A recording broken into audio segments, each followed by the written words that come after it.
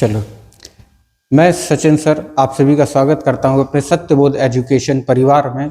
देखिए, यूपीएसआई के लिए बीएनएस मैंने पूरी करवा दी है। 8 लेक्चर में पूरा बीएनएस डिटेल में हमने कवर कर लिया था। आज आप देखोगे मूल विधि इन वन शॉट। आज पूरी की पूरी मूल विधि कंप्लीट हो जाएगी आपकी, है ना। दहेज प्रथा अधिनियम 1961 आज ही पूरी खत्म हो जाएगी, ठीक है। खत्म होने के लिए इसके लिए ज्यादा से ज्यादा 30 सेकंड हमें चाहिए। 30 सेकंड में पूरी की पूरी ये जो दहेज की जितनी भी धाराएं इसमें हैं सारा कुछ आपकी खत्म हो जाएंगी, ठीक है। आपको खाली कुछ शब्द याद रखने हैं, है ना, कुछ शब्द याद रखने हैं और पूरा का पूरा जो आप ये देख रहे हैं ना, दहेज प्रतिषेध अधिनियम 1961 सारा का सारा खत्म हो जाएगा, ठीक है ना। नाम दहेज लेना, नाम दहेज लेना मांग, नाम दहेज लेना मांग। अब जैसे मैं बोलता जाऊँ वैसे वैसे थोड़ा सा रिपीट करते जाएंगे तो 30 सेकंड में ही पूरी की पूरी ये चीज खत्म हो जाएगी। आप ये नहीं कह पाओगे कि ये धारा हमारी छूट गई, ठीक है ना। नाम दहेज लेना मांग विज्ञापन शून्य, नाम दहेज लेना मान विज्ञापन शून्य। पत्नी अदालत, पत्नी अदालत सरकार मांगे प्रूफ, पत्नी अदालत सरकार मांगे प्रूफ नियम। बस इतनी सी धाराएं इसमें हैं। ये चीज क्या है सारा कुछ डिटेल में यहाँ पे बताऊंगा। पूरी क्लास एक ही लेक्चर में आपकी कंप्लीट हो जाएगी। उसके बाद प्रीवियस ईयर के क्वेश्चन भी हम इसके कम से कम लगाएंगे। बढ़िया अच्छे खासे क्वेश्चन यहाँ पर लगाने वाले हैं, ठीक है ना। तो इसी लेक्चर में सारी चीजें आपकी कंप्लीट हो जाएंगी, है ना। देखिए, सबसे पहले यहाँ पर हम लोग देखते हैं, समझ लेते हैं कि ये जो आपकी दहेज प्रथा है आखिरकार ये है क्या, है ना। दहेज प्रथा है ये कब लागू हुई, कब से स्टार्ट हुई, ये सब चीजें हम लोग पहले थोड़ा सा देख लेते हैं। तो आप देखोगे दहेज प्रथा पर अंकुश लगाने के लिए, दहेज का मतलब क्या होता है, शादी ब्याह करते समय, है ना, जो उस टाइम पे दहेज का लेन देन होता है ना, वर और वधु पक्ष के बीच में जो दहेज का लेन देन होता है उसी को हम दहेज बोलते हैं, ठीक है।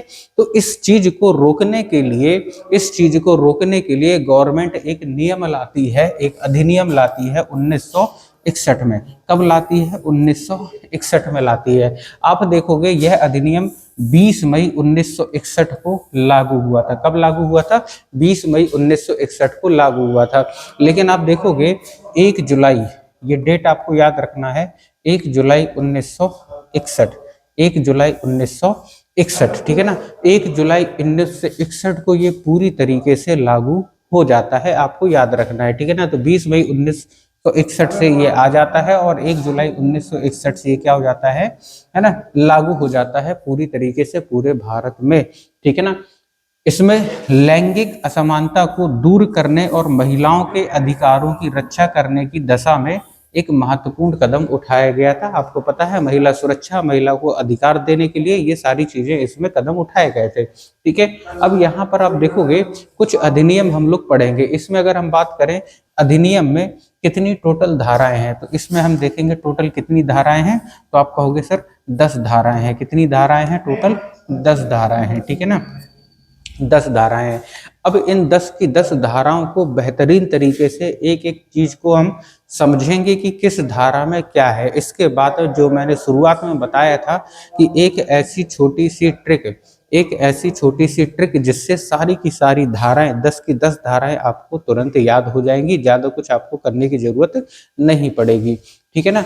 चलिए देखो, सबसे पहले सारी धाराओं को हम लोग लाइन बाय लाइन देख लेते हैं। अब यहाँ पर आप देखोगे पहली धारा, है ना। पहली धारा क्या बताती है? संक्षिप्त नाम विस्तार, संक्षिप्त नाम और विस्तार। नाम किसका? नाम बताती है इस अधिनियम का, कि इस अधिनियम का नाम क्या होगा, है ना। इस अधिनियम का नाम क्या होगा, कब लागू हुई, इसका विस्तार क्या था, यही चीज हमें बताती है यह धारा। कहाँ लागू हुई? तो पूरे के पूरे भारत वर्ष में इस धारा को लागू किया गया, है ना। 1 जुलाई 1961 से प्रभावी है। 1 जुलाई 1961 से प्रभावी, आपको याद रखना है, ठीक है ना। उसके बाद अगर देखोगे धारा 2 की बात करें, धारा 2 की बात करें, धारा 2 में क्या है? परिभाषा। किसकी परिभाषा है? तो आप कहोगे दहेज की परिभाषा है। धारा 2 में किसकी परिभाषा है? दहेज की परिभाषा है। विवाह से पहले, समय पर या बाद में प्रत्यक्ष या अप्रत्यक्ष रूप से किसी भी प्रकार की संपत्ति, धन, मूल्यवान वस्तु विवाह के संबंध में दी जाए या ली जाए, है ना। तो ये जो दहेज की डेफिनेशन दी है ये किस में दी है? धारा 2 में दी है, ठीक है। तो जो मैंने पहला शब्द बोला था नाम, है ना, पहला शब्द जो बोला था मैंने नाम, तो धारा 1 में क्या है, नाम कब से लागू हुई, कहां पर लागू हुई, ठीक है, और किस समय ये लागू हुई, किस समय प्रभावी हुई। तो 1 जुलाई 1961 में ये प्रभावी हुई पूरे भारत में, है ना, और नाम वगैरह किस में दी है, धारा 1 में। लेकिन धारा 2 की बात करें तो इसमें दहेज की केवल और केवल परिभाषा दी गई है, ठीक है ना। ये पॉइंट आपको याद रखना है, बहुत बार एग्जाम में पूछा जा चुका है, 5 स्टार पॉइंट इसमें लिख लेना। दहेज मुस्लिम कानून के अंतर्गत महर इसमें शामिल नहीं है ना। देखो, जैसे हिंदुओं में दहेज चलता है, वैसे मुस्लिमों में दहेज की जगह पर उसे नाम दिया जाता है महर, तो इसमें महर को शामिल नहीं किया गया है। इंपॉर्टेंट पॉइंट है एग्जाम की दृष्टि से।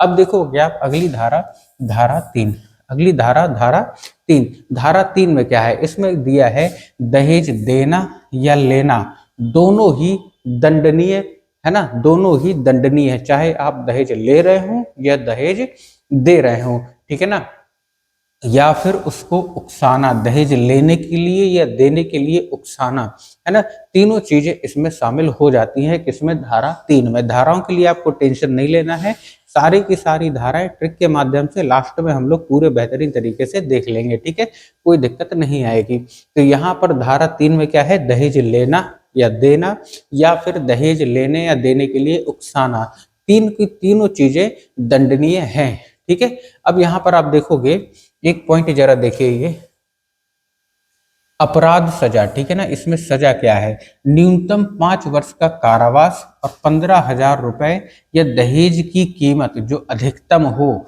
जुर्माना विशेष कारण होने पर अदालत सजा कम कर सकती है, अन्यथा आपको पूरी सजा भुगतनी पड़ेगी।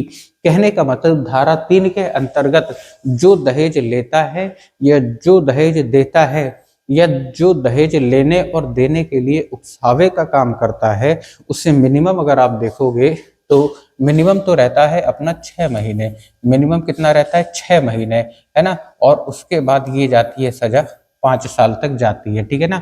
तो आज के टाइम तो ये 5 साल आप मान के चलो कि 5 साल की सजा तो हो ही जाती है ना, और मिनिमम आपकी 6 महीने की सजा रहती है। यहाँ पर लिखा है न्यूनतम 5 वर्ष का कारावास, ठीक है ना, लेकिन यहाँ आप लास्ट में देखोगे जुर्माना विशेष के कारण होने पर अदालत सजा कम कर सकती है, 5 साल से कम कर सकती है, ठीक है ना। जितना बड़ा अदालत जुर्माना लगा देगी या जितना ज्यादा आपसे जुर्माना ले लेगी, तो मिनिमम आपको 6 महीने की सजा इसमें होने की पॉसिबिलिटीज रहती है ना, वरना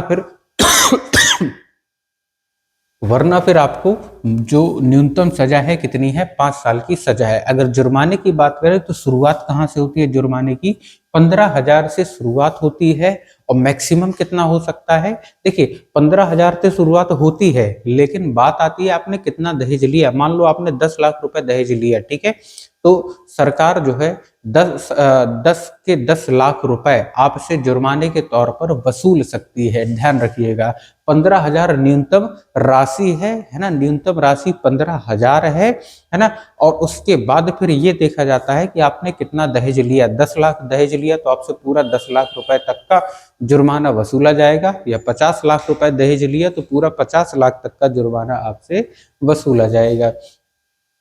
क्लियर है। तो यहाँ पर दहेज लेने देने और उकसाने की सजाएं दी गई हैं। उसके बाद देखोगे धारा 4, धारा 4 में क्या है, दहेज की मांग करना, दहेज की मांग करना भी दंडनीय अपराध है। अगर आप दहेज मांगते हैं तो वो भी क्या है, दंडनीय अपराध की कैटेगरी में ही आता है ना, चाहे प्रत्यक्ष तौर पर या परोक्ष तौर पर, चाहे डायरेक्ट या फिर इनडायरेक्ट, कैसे भी आप दहेज की मांग करते हो तो वो सजा के तौर पर ही आएगा, मतलब दंड के तौर पर आपको उसको भुगतना पड़ेगा, ठीक है ना। सजा कितनी होती है, 6 माह से 2 वर्ष का कारावास होता है और 10,000 रुपए तक का जुर्माना इसमें लगता है, ठीक है। तो दहेज की डिमांड करने पर कितनी सजा हो सकती है, आपको 6 माह की न्यूनतम सजा और 2 वर्ष की अधिकतम सजा, ठीक है ना। दहेज की डिमांड करने के लिए आपको 6 माह की न्यूनतम सजा, 2 वर्ष की मैक्सिमम सजा आपको याद रखना है, ठीक है। अगर धारा 3 के अंतर्गत केस आता है तो यहाँ न्यूनतम सजा आपकी कितनी है, 5 वर्ष है। मैंने बताया ये यहाँ पर 6 महीने तक की भी हो जाती है। कब हो जाती है ना, जब जो न्यायालय रहता है आपसे उतनी रकम वसूल ले जितना आपने दहेज लिया है ना, कि 50 लाख रुपए आपने दहेज लिया है, 50 के 50 लाख रुपए का आपके ऊपर जुर्माना आ जाए, है ना, तब फिर वहां पर न्यूनतम 6 महीने की, वरना फिर इसे 5 साल का न्यूनतम ही माना जाता है। ठीक है, यहाँ पर मांग करने पर आपको 6 महीने न्यूनतम और मैक्सिमम कितना 2 साल तक का कारावास हो सकता है। साथ साथ में आप देखोगे 10,000 तक का जुर्माना, और यहाँ पर कितना जुर्माना बताया था, 15,000 का जुर्माना। दोनों जुर्माने की रकम आपको याद रखना है, एग्जाम में बार बार घूम फिर के क्वेश्चन इसमें से पूछे जाते हैं। ठीक है, अब आगे देखोगे आप यहाँ पर धारा 4A, धारा 4A, धारा 4A ये क्या है, ये है दहेज के लिए विज्ञापन देना, दहेज के लिए विज्ञापन देना। अगर आप दहेज लेने के लिए या देने के लिए विज्ञापन का यूज करते हैं तो ये आपके लिए क्या है, ये एक प्रकार का अपराध माना जाएगा, एक प्रकार का अपराध माना जाएगा और आप सजा के भागीदार होंगे। ठीक है ना, शादी के बदले धन संपत्ति का विज्ञापन देना क्या है, शादी के बदले धन संपत्ति का विज्ञापन देना एक प्रकार से अपराध है। और इसकी अगर सजा की बात करें तो इसमें भी 6 माह और 5 साल का, मतलब 6 माह न्यूनतम और 5 साल मैक्सिमम हो सकता है। और जुर्माना कितना, 15,000 तक का जुर्माना इसमें आप पर लगेगा। किसके अंतर्गत, दहेज 4A में बहुत बार आता है क्वेश्चन, मोस्ट इंपॉर्टेंट है क्योंकि ये किससे संबंधित है, विज्ञापन से संबंधित है। ठीक है ना, तो विज्ञापन का यूज जो करते हैं दहेज मांगने के लिए, है ना, वहां पर ये सजा 6 महीने से 5 साल तक की है ना, और 15,000 रुपए तक का जुर्माना है। ठीक है, चलिए आगे देखो, आगे देखेंगे हम धारा 5, आगे देखेंगे धारा 5। धारा 5 क्या है, दहेज संबंधी समझौता। दहेज संबंधी समझौता यानी कि अपने मन से कोई भी समझौता नहीं करना है किसी को भी, ऐसा एक आदेश आया है। साथ साथ में यहाँ पर ध्यान देना है कि दहेज संबंधी जो समझौता है ना, अमान्य, ठीक है ना, कैसा, अमान्य है। देने या लेने का कोई भी समझौता कानूनन क्या होगा, शून्य होगा, यानी कि उसे माना नहीं जाएगा। कानूनन क्या होगा, शून्य होगा, उसे माना नहीं जाएगा। कहने का मतलब 2 पक्ष हैं, एक पक्ष वर पक्ष और एक पक्ष वधू पक्ष। अगर दोनों के बीच में एक ऐसा समझौता होता है किसी कागज पर, लिखित तौर पर या कैसा भी, जिसमें ये कहा जाए कि भविष्य में हम इतना चीज आपको देंगे या भविष्य में इतना चीज हम आपसे लेंगे, ऐसा कोई एक एग्रीमेंट होता है, तो इस तरीके का एग्रीमेंट क्या है ना, ये क्या होगा, कानूनी तौर पर मान्य नहीं होगा, प्रभाव शून्य होगा। बट ठीक है ना, याद रखिएगा, ये भी आपके लिए इंपॉर्टेंट पॉइंट है। हालांकि इसमें जो दहेज से संबंधित जितने भी धाराएं हैं, सारी की सारी धाराएं बहुत बार आ चुकी हैं, तो आपको सारी धाराएं याद रखना है। अब देखोगे आप धारा 6, धारा 6, धारा 6 क्या है, दहेज का लाभ किसे मिलेगा। ठीक है, दहेज का लाभ किसे मिलेगा। लाभ मिलने का मतलब क्या है, लाभ मिलने का मतलब क्या है, दहेज का लाभ किसे मिलेगा। तो आप देखोगे दहेज केवल पत्नी यानी कि जो स्त्री का होगा। यदि कोई अन्य व्यक्ति दहेज रखता है तो उसके तहत समय में स्त्री को सौंपना होगा, तय समय में स्त्री को सौंपना होगा। कहने का मतलब, मान लीजिए किसी शादी में, है ना, स्त्री पक्ष को, मतलब वधू पक्ष ने, है ना, जो वर पक्ष को दहेज दिया, तो वो जो दहेज है वो पूरी की पूरी रकम किसकी होगी, उस स्त्री की होगी, उस पत्नी की ही होगी। इसके अलावा उस पर किसी और का हक नहीं होगा। ये कहती है हमें धारा 6 कहती है। ये कब की बात है, ये जब शादी हो जाती है, पहले कभी, आज से पहले कभी दहेज लिया या दिया गया हो, शादी हो गई हो, बाद में कभी मामला उठता है और उस केस में, है ना, जो दहेज प्रताड़ित स्त्री होती है, जब वो केस करती है कि दहेज लिया था, वो उसे और मांग रहे हैं या और डिमांड कर रहे हैं, ऐसे केस में जब वो न्यायालय जाती है तो न्यायालय यहाँ पर कहती है कि जो भी चीज पहले हो गई, जो भी दहेज शादी के समय लिया या दिया, ठीक है, जो भी दहेज तुमने लिया, तो उस पर पूरा हक किसका है, स्त्री का है। ठीक है, पूरा हक उस पत्नी का है, उसमें लड़का या लड़के के परिवार वालों का कोई भी हक नहीं होगा, ऐसा कहती है धारा 6। ठीक है ना, तो उस दहेज का लाभ किसे मिलेगा, केवल और केवल उस स्त्री को मिलेगा, महिला को मिलेगा। अगर ऐसा कोई नहीं देता है, अगर न्यायालय ने कहा कि 1 महीने के अंदर सारा का सारा जो दहेज का सामान है वो महिला को सौंप दिया जाए, और अगर ऐसा नहीं करता है परिवार, लड़के पक्ष का परिवार अगर नहीं करता है ऐसा, तो 6 महीने से 2 वर्ष का कारावास और जुर्माना हो सकता है। कितना? न्यूनतम 6 महीने, मैक्सिमम 2 साल की सजा उन्हें हो सकती है। साथ साथ में यहाँ पर जुर्माना भी लगाया जा सकता है। ठीक है, अब देखो धारा 7, अपराध की संज्ञेयता। अपराध की संज्ञेयता, ठीक है ना। धारा 7 में देखोगे अपराध की संज्ञेयता। संज्ञेयता का मतलब क्या है? कौन है ये चीज? कौन देखेगी? ये चीज देखेगी अदालत। अदालत कौन देखेगी? अदालत। यानी संज्ञेय कौन लेगा इसकी? ठीक है ना, तो अदालत इसकी संज्ञेय लेती है। ठीक है, तो दहेज संबंधी अपराध संज्ञेय, गैर जमानती और गैर समझौता योग्य कुछ मामलों में शिकायत, है ना, कुछ मामलों में शिकायत क्या होती है? आवश्यक हो जाती है। तो धारा 7 क्या कहती है कि अपराध की संज्ञेयता, यानी कि कहाँ पर इसका केस चलेगा, तो ये अदालत में ही पूरा केस चलेगा, है ना।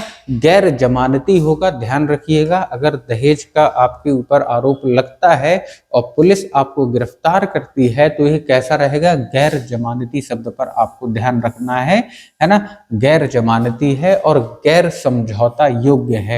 गैर समझौता योग्य है यानी आपको जमानत भी नहीं मिलेगी, जब तक केस कंप्लीट नहीं हो जाता है तब तक आपको जमानत नहीं मिलेगी। साथ साथ में गैर समझौता योग्य है, बीच में आप पुलिस के द्वारा, किसी मीडिएटर के द्वारा आप समझौता नहीं कर सकते, तो गैर समझौता योग्य भी इसे माना जाता है।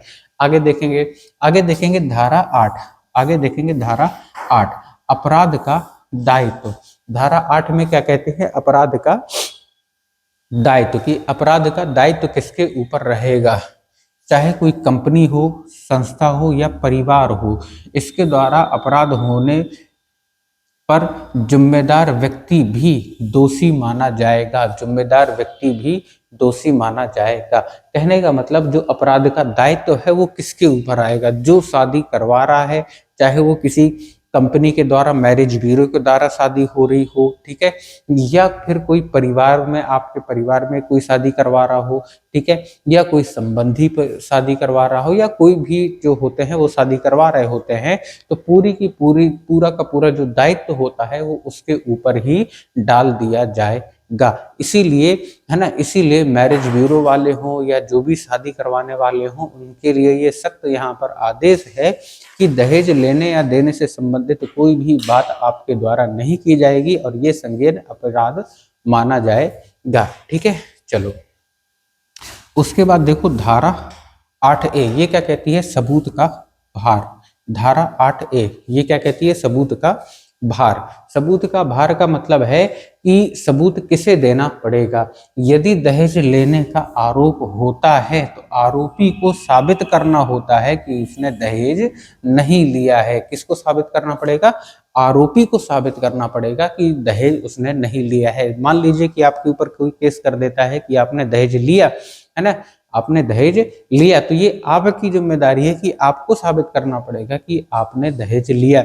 हालांकि इस धारा का, धारा 8A का कई बार मिसयूज भी बहुत होता है कि महिलाएं, है ना, सामने वाले अगर वर पक्ष ने या लड़के के पक्ष वालों ने, परिवार वालों ने कोई भी दहेज नहीं लिया, ठीक है, शादी हो गई, लेकिन कुछ समय बाद मान लो उस महिला के साथ उस लड़के की नहीं बन रही या उस परिवार में नहीं बन रही, तो वो महिला क्या करती है? झूठा आरोप धारा 8A के तहत, है ना, मुकदमा दर्ज करवा देती है ना, दहेज लेने का, है ना। और इस पर जो दहेज लेने का आरोप है किसके ऊपर आया? लड़के के ऊपर या उसके परिवार वालों के ऊपर, तो ये प्रूफ करने की जिम्मेदारी उन्हीं की होगी, यानी कि लड़के की और लड़के के परिवार वालों की ही होगी कि हमने भाई दहेज नहीं लिया। अगर आप प्रूफ नहीं कर पाते हैं तो आपको सजा या जुर्माना या जितने लड़की पक्ष या लड़की जो भी कह रही कितना दहेज लिया वो आपको देना पड़ेगा। ठीक है, चलो आगे देखो। आगे आप देखोगे धारा 9। कौन सी? धारा 9, नियम बनाने की शक्ति। नियम बनाने की शक्ति, ठीक है ना, कि जो ये दहेज अधिनियम 1961 है, इसमें अगर कुछ और चीज ऐड करना है तो इसकी शक्ति, है ना, तो इसकी शक्ति किसके पास होगी? केंद्र सरकार के पास होगी। किसके पास होगी? केंद्र सरकार के पास होगी। बकायदा इसमें संशोधन करके, है ना, पूरा कानून दोबारा से बनाया जा सकता है या कुछ भी इसमें ऐड किया जा सकता है। अब देखो धारा 10, धारा 10 अंतिम धारा है इसकी। ये क्या है? निरसन और संरक्षण। निरसन का मतलब होता है खत्म करना। निरसन का मतलब क्या होता है? खत्म करना। कि मान लीजिए इस, है ना, इन धाराओं में या इस कानून में या इस अधिनियम में कुछ हमें खत्म करना है या संरक्षण, किसी चीज को ऐड करना है या उसका संरक्षण करना है, तो ये आ जाएगी हमारी किसमें? धारा 10 के अंतर्गत आ जाती है। पुराने कानूनों से टकराव होने पर यह अधिनियम प्रभावी रहेगा। ठीक है, अगर किसी पुराने कानून से टकराव होता है तो ये अधिनियम, इस अधिनियम को वरीयता दी जाएगी, श्रेष्ठता दी जाएगी दहेज के मामले में। ठीक है, क्लियर है। अब देखो यहाँ से हम लोग कुछ क्वेश्चन लगाएंगे, लेकिन उन क्वेश्चन को लगाने से पहले एक चीज मैं आपको यहाँ पे बता दूं, है ना, जो मैंने आपसे कहा था कि सारी की सारी धाराएं आप एक ट्रिक के माध्यम से याद कर सकते हो। ठीक है ना, सारी की सारी धाराएं ट्रिक के माध्यम से आप याद कर सकते हो, है ना। तो हमने देखो धाराएं कितनी पढ़ी, तो आप कहोगे पहले हमने पढ़ी धारा 1 पढ़ी। पहले हमने पढ़ी कौन सी? पहले हमने पढ़ी कौन सी? धारा 1 पढ़ी। धारा 1 में हमने क्या पढ़ा था? धारा 1 में हमने पढ़ा था, क्या पढ़ा था? नाम। ठीक है ना, नाम। नाम पढ़ा था कि इस अधिनियम का नाम क्या होगा या इस अधिनियम का प्रभाव क्या होगा, प्रसार क्या होगा, कहाँ लागू होगी या कब से लागू होगी या कब से लागू हुई, है ना। तो नाम हमने देख लिया था। कब से लागू हुई तो मैंने बता दिया 1 जुलाई 1961। 1 जुलाई 1961 से ये प्रभावी हो गई थी। कहाँ लागू हुई? तो पूरे के पूरे भारत में ये लागू हो गई। ठीक है, दूसरी धारा की बात करें तो यहाँ हमने क्या पढ़ा? यहाँ पढ़ा दहेज। क्या पढ़ा? यहाँ पर दहेज पढ़ा। दहेज की परिभाषा। दूसरे में क्या पढ़ी? दहेज की परिभाषा पढ़ी हमने। दूसरे में पढ़ी हमने दहेज की परिभाषा। अगर तीसरी की बात करें तो तीसरे में हमने पढ़ा लेना या देने की बात की। तो तीसरे में हमने दहेज लेना या देने की बात पढ़ी थी। किसमें? धारा नंबर 3 में हमने पढ़ा था। ठीक है, चौथी की अगर बात करें तो चौथी की बात आती है मांग की। ठीक है, चौथी धारा में हमने क्या पढ़ा था? मांग की बात की थी। और 4A की अगर बात करें तो इसमें हमने बात की थी विज्ञापन की। किस चीज की? विज्ञापन की बात की थी। ठीक है, तो पहले नंबर पे हमने पढ़ा नाम, दूसरे नंबर पे पढ़ी हमने क्या? दहेज की परिभाषा। तीसरे नंबर पे बात की हमने दहेज लेने से संबंधित। चौथे नंबर पे है मांग से संबंधित। और 4A पर क्या है? विज्ञापन की। विज्ञापन के द्वारा आप ना तो दहेज ले सकते हैं ना दहेज दे सकते हैं। 5वें नंबर पे पढ़ा हमने शून्य। 5वें नंबर पे पढ़ा हमने शून्य। क्या शून्य? कि अगर आप कोई ऐसा समझौता करते हैं, कोई ऐसा करार करते हैं शादी के समय जो दहेज लेने या देने से संबंधित है, तो वो समझौता हमारा क्या होगा? कानून की नजर में वो प्रभाव शून्य होगा, उसका कोई मतलब नहीं होगा। ठीक है ना। उसके बाद देखो हमने धारा पढ़ी 6। ये धारा किसको हक देती है? पत्नी को हक देती है। ये धारा किसको हक देती है? पत्नी को हक देती है। उसके बाद देखो अदालत। धारा 7 में हमने क्या पढ़ी? अदालत। ये पूरा जो इसका संज्ञेय है ये कौन लेगी? इसका संज्ञेय लेगी अदालत। इसका संज्ञेय लेगी। क्लियर है। उसके बाद देखो हमने पढ़ी थी धारा 8। धारा 8। धारा 8 में क्या है? सरकार। धारा 8 में क्या आ जाती है? सरकार आ जाती है। कि ये किसके अंतर्गत? केंद्र सरकार के अंतर्गत इसके नियम कायदे कानून पूरे बनाए जाएंगे या कंट्रोल किए जाएंगे। ठीक है ना। उसके बाद हमने देखो 8A पढ़ी, है ना। पहले हमने पढ़ी 7 अदालत, उसके बाद हमने 8 पढ़ा, इसमें क्या है? सरकार है। फिर उसके बाद हमने पढ़ी 8A। फिर उसके बाद क्या पढ़ी हमने? 8A पढ़ी। ठीक है, 8A ये बात करती है किस चीज की? प्रूफ की बात करती है। किस चीज की बात करती है? प्रूफ की बात करती है। यानी कि प्रूफ देने का जो बर्डन है या बोझ है किसके ऊपर रहेगा? प्रूफ देने का जो बर्डन है, बोझ है, किसके ऊपर रहेगा? जिसके ऊपर ये इल्जाम लगता है कि इस व्यक्ति ने दहेज लिया है। ठीक है ना। दिया है उसके ऊपर नहीं, जिसने लिया है उसके ऊपर बर्डन रहता है प्रूफ देने का। बट ठीक है ना, ये वो धाराएं हो गई जो आपके एग्जाम में बार बार पूछी जाती हैं। ढंग से एक बार इन्हें अच्छे से देख लो, ढंग से एक बार इन्हें अच्छे से देख लो। बाकी बची धारा 9 और 10, बाकी बची धारा आपके पास 9 और 10 की बात करें तो 9 में हमने पढ़ा था क्या, 9 में पढ़ा था नियम, कि इस पर नियम बनाने का अधिकार किसके पास है, तो हमने देखा था केंद्र सरकार के पास है, वही नियम बनाएगी। 10 की बात करें तो 10 की बात करें तो ये बात करती है निरसन की, यानी कि खत्म करने की, प्लस संरक्षण की, संरक्षण की, ठीक है। तो ये 10 वो धाराएं हैं जो सारी की सारी धाराएं है ना 1961 के इस कानून में आ जाती हैं। दहेज जो अधिनियम है 1961 का, इसमें आ जाती हैं सारी की सारी धाराएं। आपको लाइन से याद रखना है, नाम, दहेज, लेना, मांग, विज्ञापन, शून्य, पत्नी, अदालत, सरकार, प्रूफ, नियम, निरसन या संरक्षण। तो निरसन और संरक्षण याद करने की जरूरत नहीं है, दिमाग में वैसे ही रहेगा। 9 में नियम और 10 में संरक्षण या निरसन यानी खत्म करना, ठीक है। आपको ये और ये दोनों ज्यादा पूछे भी नहीं जाते हैं, बहुत कम बाई चांस से पूछ लिए जाते हैं। बाकी जो पूछने वाले क्वेश्चन है आपके यहाँ से बनते हैं, ठीक है। तो आपको इनको अच्छे से याद रखना है ना, इनको अच्छे से याद रखना है। पहला पहला शब्द आप याद रख लोगे, नाम, दहेज, लेना, मांग, विज्ञापन, शून्य, पत्नी, अदालत, सरकार, प्रूफ, ठीक है ना, अदालत, सरकार, प्रूफ, बड़े आराम से आपको याद हो जाएंगे। क्लियर है? चलो अब इस पर बेस्ड हम कुछ कर लेते हैं क्वेश्चन, इस पर बेस्ड कुछ कर लेते हैं क्वेश्चन। ये सारे क्वेश्चन वही हैं जो आपके प्रीवियस ईयर के पेपर में आ चुके हैं, ठीक है। प्रीवियस ईयर के पेपर में आपके सारे क्वेश्चन आ चुके हैं, ये वाले आपको ध्यान रखना है, ठीक है। देखो अब यहाँ पर पहला क्वेश्चन है हमारा, दहेज प्रतिषेध अधिनियम, दहेज प्रतिषेध अधिनियम 1961 के कौन से क्रमांक का अधिनियम है, कौन से क्रमांक का अधिनियम है, 25, 28, 32 और 46। तो आप कहोगे सर 28वें नंबर का अधिनियम है। कौन से नंबर का अधिनियम है? 28वें नंबर का अधिनियम है, दहेज प्रतिषेध अधिनियम 1961। अधिनियम बहुत सारे आते रहते हैं, तो ये कौन से नंबर का अधिनियम है? ये 28वें नंबर का अधिनियम है। आपको ध्यान रखना है, जो एक्स्ट्रा चीजें हैं वो यहाँ पर कवर हो जाएंगी। एक्स्ट्रा क्या, बस यही एक पॉइंट हमारा बचा था, ठीक है ना। उसके बाद देखो अगला क्वेश्चन, अगला क्वेश्चन क्या है, दहेज प्रतिषेध अधिनियम की किस धारा के अंतर्गत विज्ञापन पर पाबंदी लगाई जा सकती है? विज्ञापन पर पाबंदी लगाने के लिए कौन सा आर्टिकल है? धारा 4, धारा 5, धारा 4 का, धारा 6 का, ठीक है ना। तो विज्ञापन के लिए मैंने बताया था कौन सी धारा है, विज्ञापन के लिए अभी अभी हमने बताया कि विज्ञापन के लिए धारा 4 का, विज्ञापन के लिए धारा 4 का, किसके लिए है ये? विज्ञापन के लिए, है ना, विज्ञापन के लिए। अगर आप विज्ञापन निकालते हैं तो सजा के अधिकारी होंगे, ठीक है ना, विज्ञापन के लिए सजा के अधिकारी होंगे। तो विज्ञापन की बात है, धारा 4 का आपको याद रखना है। चलो अगला क्वेश्चन देखो, दहेज प्रतिषेध अधिनियम में दहेज मांगने पर कितनी सस्ती है? सस्ती का मतलब होता है सजा, सस्ती का मतलब होता है सजा, सस्ती का मतलब होता है सजा। ध्यान रखना, जहां भी सस्ती लिखा हो उसका मतलब क्या होता है? सजा। पहला ऑप्शन है कम से कम 6 माह से 2 वर्ष, 6 माह से 5 वर्ष, है ना, जुर्माना या 10,000 रुपए, ए और सी दोनों।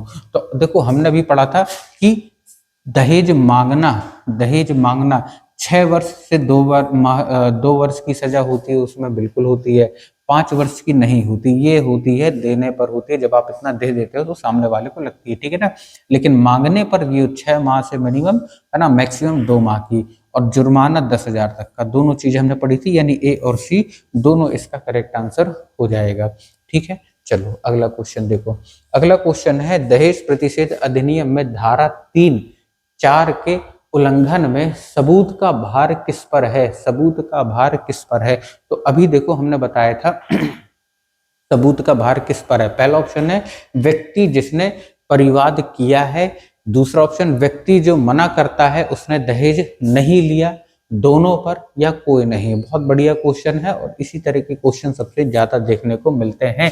तो यहाँ पर मैंने बताया था कि दहेज, है ना, यहाँ पर जब कानून लगता है, मतलब किसी के ऊपर धारा जो 3 और 4 का उल्लंघन करने का और सबूत, है ना, का भार जो मैंने बताया है कि किसके ऊपर रहता है, ये प्रूफ करने का कि मैंने दहेज नहीं लिया।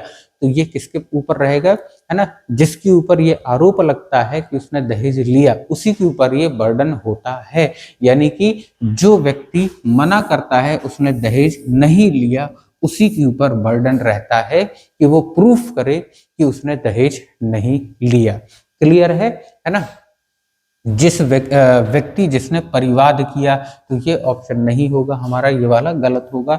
ठीक है ना, दोनों पर तो ये गलत हो गया, कोई नहीं तो ये गलत हो गया। ठीक है ना, बात क्लियर है। तो किसके ऊपर इसका सबूत का बोझ किसके ऊपर रहेगा, प्रूफ किसे देना पड़ेगा, जो व्यक्ति ये कहेगा कि मैंने दहेज नहीं लिया, क्यों, क्योंकि आरोप उसी के ऊपर है, तो उसे प्रूफ करना पड़ेगा कि उसने लिया है कि नहीं लिया है। बात क्लियर है। चलो अगला क्वेश्चन देखो। अगला क्वेश्चन है, दहेज प्रतिषेध अधिनियम कब पारित हुआ। दहेज प्रतिषेध अधिनियम कब पारित हुआ, है ना। तो आप देखोगे 1 जुलाई 1961, 1 जुलाई 1961 को पारित हुआ। ये भी हमने कर लिया था। ठीक है। चलो अगला क्वेश्चन, यदि कोई व्यक्ति दहेज लेता या देता है तो कितना जुर्माना लगाया जा सकता है। यदि कोई व्यक्ति दहेज लेता या देता है तो कितना जुर्माना लगाया जा सकता है। ठीक है। पहला ऑप्शन है कम से कम 15,000 का, दूसरा है 15,000 रुपए से दहेज का मूल्य तक, जो दहेज का मूल्य वही जुर्माना होगा, अधिकतम 15,000 से दहेज के मूल्य तक। ठीक है ना, बताइए इसका क्या हो जाएगा हमारा। ठीक है, तो इसका जो है हमने अभी बताया था कि मिनिमम जो है 15,000 रुपए का तो दहेज रहता, मतलब जुर्माना रहता ही रहता है। और 15,000 के बाद देखा जाता है कि उस व्यक्ति ने कितना दहेज लिया। अगर 10 लाख रुपए लिया तो जुर्माने की रकम 10 लाख तक कर दी जाएगी। यानी जितना उसने दहेज लिया पूरा का पूरा जुर्माने के तौर पर न्यायालय वसूल करती है। तो 15,000 से दहेज का मूल्य तक, 15,000 से दहेज के मूल्य तक का जुर्माना पूरा लिया जाता है। ठीक है ना। अधिकतम 15,000 से दहेज के मूल्य तक, ये यहाँ पर तो ठीक है, लेकिन यहाँ पर देखो अधिकतम 15,000 रही है। यहाँ पर अगर होता न्यूनतम, तब फिर ये वाला ऑप्शन हम लोग लगाते, लेकिन यहाँ पर देखो अधिकतम की वजह से ये वाला जो ऑप्शन है हमारा क्या हो गया, गलत हो गया। तो ये छोटे छोटे पॉइंट आपको याद रखना है। ठीक है ना। चारों ऑप्शन आपको पढ़ने हैं। जब आप चारों ऑप्शन पढ़ोगे तो आपको ऑटोमेटिक समझ में आ जाएगा। मान लो आपकी नजर ही इस पे पड़ती है कि 15,000 से दहेज के मूल्य तक, तो आप पट्टे से डी ऑप्शन लगा दोगे और वो गलत हो जाएगा। इसीलिए ऑप्शन आपको चार के चारों ऑप्शन आपको ध्यान से पढ़ना है। ठीक है ना। हो सकता है कि डी वाला ऑप्शन बी की जगह दिया होता, बी वाला ऑप्शन डी की जगह पर दिया होता, और बी नंबर पर आते आप ये पढ़ते तो आप सीधा सीधा लगा देते और ये गलत हो जाता। ठीक है, तो इस चीज का थोड़ा सा आपको ध्यान रखना है। चलो अगला क्वेश्चन देखो। अगला क्वेश्चन है, किस धारा के अंतर्गत दहेज मांगने पर सस्ती का प्रावधान किया गया है। सस्ती का भी मैंने बताया, सस्ती का मतलब क्या होता है, सस्ती का मतलब सजा, सस्ती का मतलब क्या होता है, सजा होता है। ठीक है ना। तो किसके अंतर्गत सजा का प्रावधान दिया गया है ना। तो हमने देखा था कि धारा 4 के अंतर्गत सजा का प्रावधान दिया गया था। धारा 4 के अंतर्गत सजा का प्रावधान दिया गया था। क्लियर है। चलो आगे देखो।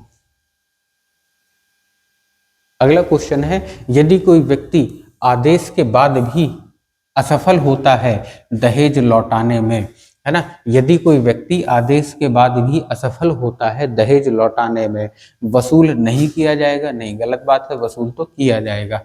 कलेक्टर द्वारा वसूला जाएगा, ठीक है ना, न्यायालय द्वारा जुर्माने की तरह वसूला जाएगा, उपरोक्त में से कोई नहीं। तो जो कलेक्टर होता है वसूलने का काम उसका होता है। किसका होता है, जो कलेक्टर होता है वसूलने का काम उसका होता है। न्यायालय द्वारा जुर्माने की तरह वसूला जाएगा, नहीं, उपरोक्त में से कोई नहीं। ठीक है ना, कोई भी नहीं वाला ऑप्शन है। कौन वसूलेगा उसे, कलेक्टर द्वारा वसूला जाता है। ठीक है, किसके द्वारा वसूला जाता है, कलेक्टर के द्वारा वसूला जाता है। इंपॉर्टेंट पॉइंट है, आपको याद रखना है। ठीक है ना। ये जिला मजिस्ट्रेट जो सबसे ऊपर का पद होता है प्रथम श्रेणी का, वो वसूलता है या फिर कलेक्टर के द्वारा वसूला जाता है, ध्यान रखना है आपको। ठीक है। चलो, दहेज किसके द्वारा लिया जा सकता है, दहेज किसके द्वारा दिया जा सकता है, दिया जा सकता है, केवल वधू पक्ष द्वारा, नहीं, केवल बच्चे पक्ष द्वारा, वर पक्ष द्वारा, नहीं, दोनों पक्षकार में से कोई भी, है ना, ये कोई भी नहीं, दोनों पक्षकार में से कोई भी नहीं, ऐसा है ऑप्शन। ठीक है ना, केवल वर पक्ष द्वारा नहीं, तो दोनों में से कोई भी दहेज दिया या लिया नहीं जा सकता है। तो ऑप्शन नंबर सी हमारा क्या हो जाएगा, करेक्ट हो जाएगा। ऑप्शन नंबर सी हमारा करेक्ट हो जाएगा। दोनों पक्षकार में से कोई भी द्वारा, किसी के भी द्वारा दहेज लेना या देना दोनों ही अपराध की कैटेगरी में आते हैं। अगला क्वेश्चन देखोगे क्या है, दहेज प्रतिषेध अधिनियम किन पर लागू नहीं होता। दहेज प्रतिषेध अधिनियम किन पर लागू नहीं होता। अब देखोगे हिंदू, सिख, बुद्ध और मुस्लिम। तो शुरुआत में मैंने बताया था कि जो मुस्लिम है ना, वहां पर इसे मेहर के रूप में लिया जाता है या दिया जाता है। किस रूप में, मुस्लिम पक्ष में किस रूप में लिया जाता है, मेहर के पक्ष में, मेहर के रूप में लिया जाता है। मेहर नाम से लिया जाता है, मेहर नाम से लिया जाता है, और इसे है ना दहेज अधिनियम के अंतर्गत नहीं रखा गया है। ठीक है, चलो अगला पॉइंट है, निम्नलिखित में से कौन दहेज मांग सकता है। माता पिता मांग सकते हैं, नहीं मांग सकते। संरक्षक मांग सकता है, नहीं मांग सकते। नातेदार मांग सकते हैं, नहीं मांग सकते। कोई नहीं मांग सकता। ऑप्शन क्या हो जाएगा, कोई नहीं मांग सकता। बात क्लियर है। चलो अगला क्वेश्चन देखो, दहेज प्रतिषेध अधिनियम में सस्ती यानी कि दंड है केवल देने वाले पर, केवल लेने वाले पर, लेने या देने दोनों पर, उपरोक्त में से सभी। ठीक है ना, बताओ जरा इसमें, जो दहेज देगा उसे खाली दंड मिलेगा, या जो दहेज लेगा उसे भी दंड मिलेगा, या फिर दोनों को दंड मिलेगा, है ना। तो यहाँ पर मैंने बताया था कि दहेज लेना और देना, है ना, दहेज ले रहा है या फिर दे रहा है, दोनों के लिए दंड का प्रावधान है। बट ठीक है, उपरोक्त सभी हम लगाएंगे नहीं, क्योंकि यहीं पर हमें लेना और देना मिल गए। उपरोक्त सभी में तो ये तीनों आ जाएंगे और एक बात दो बार रिपीट हो जाएगी। बात क्लियर है। चलो अगला क्वेश्चन देखो, अगला क्वेश्चन क्या कहता है, दहेज प्रतिषेध अधिनियम में कुल कितनी धाराएं हैं, है ना। 16 धाराएं हैं क्या, नहीं। 15 हैं क्या, नहीं। 11 हैं क्या, नहीं। कितनी धाराएं हैं टोटल, 10 धाराएं हमने पढ़ी हैं इसमें। बट ठीक है, 10 धाराएं पढ़ी हैं। अगला क्वेश्चन है, दहेज कैसे दिया जा सकता है। प्रत्यक्ष रूप से दिया जा सकता है, नहीं दिया जा सकता। अप्रत्यक्ष रूप से दिया जा सकता है, नहीं दिया जा सकता। कैसे दिया जा सकता है की बात हो रही है। ठीक है, तो प्रत्यक्ष रूप से दिया जा सकता है, नहीं। अप्रत्यक्ष रूप से दिया जा सकता है, नहीं, है ना। दोनों ए और बी द्वारा, है ना, ए या बी द्वारा, है ना, नहीं, यहाँ पे नहीं शब्द नहीं है। ठीक है ना, ए या बी द्वारा ऑप्शन हो जाएगा हमारा, उपरोक्त कोई नहीं। ठीक है, तो किसके द्वारा दिया जा सकता है, तो किसी के भी द्वारा दिया नहीं जा सकता, चाहे वो प्रत्यक्ष हो या अप्रत्यक्ष हो। ठीक है, चलो अगला क्वेश्चन देखो, सलाहकारी बोर्ड में कितनी महिलाएं होंगी जो समाज कल्याण के क्षेत्र में होंगी। अब देखो सलाहकारी बोर्ड की बात होती है, ठीक है, सलाहकारी बोर्ड की बात होती है, तो इसमें टोटल 5, इसमें टोटल कितने, 5 सदस्य होते हैं। ध्यान रखिएगा, टोटल कितने सदस्य होते हैं, 5 सदस्यों की बात इसमें कही गई है। 5 सदस्य इसमें होने चाहिए। और 5 सदस्यों में अगर महिलाओं की बात करें जो कि समाज कल्याण के क्षेत्र से होंगी, तो उनकी संख्या कितनी होती है, उनकी संख्या होती है 2, है ना। तो टोटल सदस्य 5 सदस्य यहाँ पर लिख दें, यहाँ पर टोटल, ठीक है, टोटल कितने सदस्य होंगे, 5। अगर बात करें हम किसकी, है ना, महिलाओं की बात करें कि महिलाएं कितनी होंगी, महिलाएं जुड़ी किससे होना चाहिए, महिलाएं जुड़ी होनी चाहिए समाज कल्याण से। समाज कल्याण से जुड़ी महिलाओं की संख्या कितनी होगी, तो आप कहोगे 2 होगी। कितनी होगी, आप कहोगे 2 होगी। समाज कल्याण से जुड़ी महिलाओं की संख्या कितनी होगी, आप कहोगे 2 होगे। ठीक है, तो यहाँ पर ऑप्शन हमारा क्या हो जाएगा, ऑप्शन नंबर डी हमारा इसका आंसर हो जाएगा। ऑप्शन नंबर डी हमारा इसका आंसर हो जाएगा। ठीक है, तो ये पॉइंट आप नोट कर लेना, इंपॉर्टेंट पॉइंट है, पेपर में पूछा जा चुका है। आगे देखोगे आप, यदि कोई व्यक्ति दहेज लेने के लिए दुष्प्रेषित करता है, दुष्प्रेषित का मतलब होता है, दुष्प्रेषित का मतलब होता है उकसाना या फिर भड़काना, उकसाना या भड़काना, या फिर मदद करना, मदद करना। तो दुष्प्रेषण का अर्थ आपको समझ में आना चाहिए कि दुष्प्रेषण का मतलब क्या होता है। दुष्प्रेषण का मतलब होता है मदद करना, उकसाना या फिर भड़काना। तो यदि कोई व्यक्ति दहेज लेने के लिए दुष्प्रेषित करता है तो कितनी सजा हो सकती है, कितनी सजा हो सकती है। अगर उकसाने का प्रयास करता है, भड़काने का प्रयास करता है, तो कितनी सजा हो सकती है। तो आप कहोगे कम से कम 5 वर्ष की सजा हो सकती है, कम से कम 5 वर्ष की सजा हो सकती है, मैंने बताया था अभी, ठीक है ना, कम से कम 5 वर्ष की सजा हो सकती है। क्वेश्चन नंबर अगला, यहाँ देखोगे दहेज प्रतिषेध अधिनियम में अपराध का संज्ञान लिया जाएगा। अपराध का संज्ञान किसके द्वारा लिया जाएगा?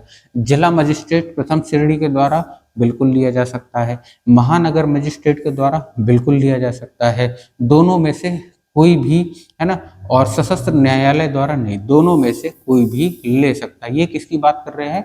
ये संज्ञान की बात कर रहा है, ठीक है ना, कि अगर कोई केस आता है, अगर कोई केस आता है दहेज के मामले में, तो सबसे पहले उससे कौन देखेगा? संज्ञान कौन लेगा? उसकी जांच कौन करेगा?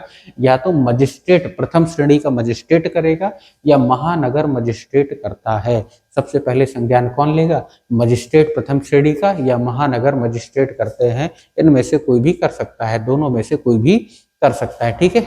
अगला क्वेश्चन, सलाहकारी बोर्ड में अधिकतम कितने समाज कल्याण के सदस्य होना चाहिए? अधिकतम कितने समाज कल्याण के सदस्य होने चाहिए? तो अभी मैंने बताया था कितने होना चाहिए? 5 समाज कल्याण के सदस्य होना चाहिए, 5 समाज कल्याण के सदस्य होना चाहिए। साथ साथ में मैंने यहाँ पर एक पॉइंट और बताया था कि जो टोटल सदस्य हैं, टोटल सदस्यों की संख्या कितनी? 5, और जो फीमेल सदस्य हैं उनकी संख्या कितनी होनी चाहिए? कम से कम 2 होनी चाहिए। फीमेल सदस्यों की संख्या कितनी होनी चाहिए? कम से कम 2 होना चाहिए, ठीक है। चलो अगला क्वेश्चन, यदि कोई व्यक्ति विवाह के लिए विज्ञापन में प्रतिफल प्रदर्शित करता है तो ऐसा विज्ञापन लगाया जा सकता है? नहीं। दहेज के विवाह के लिए विज्ञापन में प्रतिफल, प्रतिफल का मतलब क्या होता है? प्रतिफल का मतलब होता है दहेज। प्रतिफल का मतलब क्या होता है? दहेज, ठीक है। अब दहेज से बचने के लिए आदमियों ने शब्द यूज करना चालू कर दिया था प्रतिफल, तो प्रतिफल का मतलब होता है दहेज, इसे भी बैन है ये, ठीक है ना। तो विवाह के लिए विज्ञापन में प्रतिफल दर्शित करता है तो ऐसा विज्ञापन क्या लगाया जा सकता है क्या? तो प्रतिफल का मतलब हमें पता है क्या होता है? दहेज। तो लगाया जा सकता है? नहीं, क्योंकि हमने पढ़ लिया है ये, है ना। उसके बाद पाबंदी, तो पाबंदी, है ना, तो ये क्या है? पाबंद है ना, दहेज के लिए पाबंद है। किस आर्टिकल के द्वारा पाबंद है? तो किस धारा के द्वारा पाबंद है? तो आपका हो गया 4A के द्वारा पाबंदी लगाई गई है, ठीक है ना, है ना। शून्य ये है नहीं है, ये भी होगा नहीं, ठीक है ना। तो 4A के द्वारा, है ना, इस पर पाबंदी लगाई गई है। उसके बाद देखो अगला क्वेश्चन, अगला क्वेश्चन देखोगे, दहेज लेने या देने का करार किया गया है। दहेज लेने या देने का करार, करार यानी कि समझौता, करार यानी कि समझौता, करार यानी कि समझौता, करार किया गया है तो ऐसा करार क्या होगा? है ना, ऐसा करार शून्य होगा। पहला ही ऑप्शन हो जाएगा, शून्य होगा, प्रभाव शून्य होगा। न्यूनीकरण होता है, वैध होता है, नहीं होता, उसमें से कोई नहीं। कैसा होता है? शून्य होता। अभी मैंने बता दिया था, है ना, कि करार करने पर वो समझौता, अगर ऐसा कोई है जो दहेज लेने और देने से संबंधित है, तो वो क्या होगा? कानूनन रूप से प्रभाव शून्य रहेगा, है ना। इतने क्वेश्चन हमने देख लिया। आपका ये जो है ना दहेज अधिनियम 1961 था, ये पूरा का पूरा आज ही खत्म हो गया, ठीक है ना। कमेंट करके जरूर बताइएगा कि पूरा अधिनियम आपको समझ में आया या नहीं आया, या कहाँ पर आपको डाउट है, तो उस डाउट को भी मैं क्लियर कर दूंगा, ठीक है ना। चलिए बढ़िया से मेहनत करते रहिए, तैयारी करते रहिए, फिर मिलते हैं अगली वीडियो में, तब तक के लिए धन्यवाद।